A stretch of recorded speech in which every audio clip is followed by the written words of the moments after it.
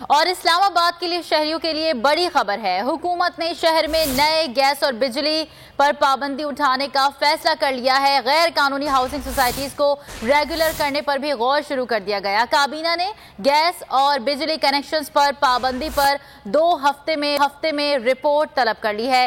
काबीना इजलास में गैस और बिजली कनेक्शंस पर पाबंदी का मामला असद उमर ने उठाया था। असद उमर के मुताबिक 2019 में वजीर कानून की सरबराही में कमेटी तश्कील दी गई थी। असद उमर ने कमेटी की रिपोर्ट ना आने पर तशवीश का इजहार किया। वजीर आजम ने हिदायत की जो सोसाइटीज कानूनी मयार पर पूरा उतरती हैं रेगुलराइज किया जाए। कमीशन सोसाइटी से मुतालिक कानूनी मामलात का जायजा ले।